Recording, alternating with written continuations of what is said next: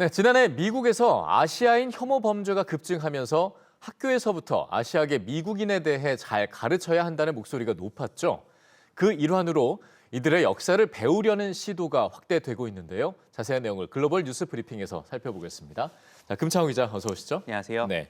자, 미국 일리노이주에서는 이미 이 아시아계 미국인 역사 교육에 대해서 시작이 됐고요. 의무화가 됐는데 이런 것들이 지금 계속해서 늘고 있죠? 네, 그렇습니다. 말씀하신 일리노이주가 지난해 중순쯤에 이렇게 의무화를 했는데 이게 의무화된 지 반년 만에 뉴저지주가 이런 움직임에 동참을 했습니다. 예. 이 지역 필 머피 주지사가 지난 화요일 아시아계 미국인과 태평양 섬 주민의 역사를 교육과정에 포함시키는 법안에 서명했습니다. 이 올해 가을 학기부터 이 지역 학생들은 이 수업을 듣게 됩니다. 예. 이와 더불어 주 교육당국 내에 아시아계 미국인 유산위원회를 설립하는 법안도 있는데요. 이 위원회는 역사교육 프로그램 시행과 관련해서 지침을 제공하고 또 교육과정을 개발하는 데 도움을 줄 예정입니다. 예. 이 법안 통과를 위해 노력한 한 시민단체는 새 법안이 아시아인 혐오를 방지하고 또 어린 아시아계 미국인들의 정신건강을 지원할 수 있는 구체적인 방법이라고 평가했습니다. 네. 미국에서는 역사 수업에서 아시아계 미국인에 대한 언급이 2차 세계대전 부분에서만 등장하는 등 상당히 제한적이란 비판이 많은데요. 일리노이주와 뉴저지주의 움직임이 다른 주까지 확대될 수 있을지는 지켜봐야겠습니다. 네, 확대도 확대지만 일단은 좀 순기능으로 잘 정착할 수 있기도 좀 기대해 보겠습니다. 자, 다음 소식은요. 인문학의 위기. 사실 뭐 이 말은 우리나라에서 이미 수년째 나오고 있는 얘기 아니겠습니까? 네. 근데 이게 영국에서도 좀 비슷한 상황인가 봐요. 네, 그렇습니다. 영국에서도 좀 어려운 상황인 것 같은데 예. 거기에 더해서 앞으로 더 인문학 연구가 어려워질 수 있다는 걸 보여주는 설문조사 결과도 나왔습니다. 네. 영국 리서치 앤 이노베이션이 대학들을 대상으로 조사를 한 결과 생명과 의학 분야를 연구 목록에 포함시킨 곳의 61%가 이 분야 연구 비중이 커질 걸로 예상을 했습니다. 네. 또 38%는 내년까지 물리학과 공학, 또 수학 연구 활동이 차지하는 비중이 더 늘어날 것으로 전망했습니다. 하지만 인문학 연구에 대한 전망은 어두웠는데요.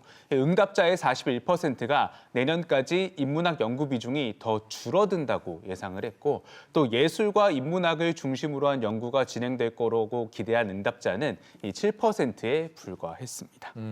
결국 인문학 연구자들 입장에서도 굉장히 어려워질 얘기 아니겠습니까? 네, 그렇습니다. 얼핏 봐도 좀 그렇게 많이 느껴지는데 네. 그런데 영국 학계에서는 오히려 이 인문학 연구가 쉽게 줄어들지 않을 거란 전망도 나오고 있습니다. 그렇습니까? 예, 그 영국 왕립 아카데미의 해탄샤 최고 경영자는 코로나19가 유행하는 상황에서 의학 등의 분야가 관심을 받는 건 당연하다면서도 이 인문학 연구자들 역시 팬데믹 대응에 필수적이었다고 설명을 합니다. 예. 이 급격한 사회 변화에 맞춰서 문화와 사람 그리고 정치에 대한 이해가 필요한 주제가 또 많이 있기 때문에 이 인문학 연구 기반이 향후 몇 년 동안 더 필요하다는 겁니다. 네. 또 경제 분야에서 영국 학계는 여전히 세계 선두주자고 유럽 연구위원회 운영 프로그램 등 경쟁력 있는 연구 프로그램에서 지속적인 성공을 이어가고 있다고 덧붙였습니다. 네, 좀 더 지켜보겠습니다. 자, 계속해서 되는 소식도 영국 소식인데 영국 대학생의 도박 문제 이게 심각하다고요. 네, 그렇습니다. 이 영국 대학생 수천 명이 매주 30파운드, 그러니까 우리나라 돈으로 약 5만 원가량을 도박에 쓰는 것으로 조사가 됐습니다. 네. 한 연구기관이 대학생 2천 명에게 물었더니 응답자의 80%가 도박을 했다고 답했고 또 학자금 대출금과 은행 대출, 또 친구에게 빌린 돈으로 도박을 한 비율도 35%였습니다. 이 도박의 생활을 제대로 하지 못하는 경우도 있었는데요. 네. 이 도박을 한 사람 가운데 41%가 수업을 빠지거나 과제를 내지 못하고 있었습니다. 이 학생들은 일주일에 평균 31파운드에서 52파운드, 그러니까 약 5만 원에서 9만 원 정도를 도박에 쓰고 있었고 이 전체의 20%는 50파운드 이상을 썼다고 인정을 했습니다. 이 가장 많이 한 도박은 국민복권으로 이게 한 32% 정도가 됐고요. 또 온라인 스포츠 베팅 25%, 온라인 빙고 18%로 그 뒤를 이었습니다. 예.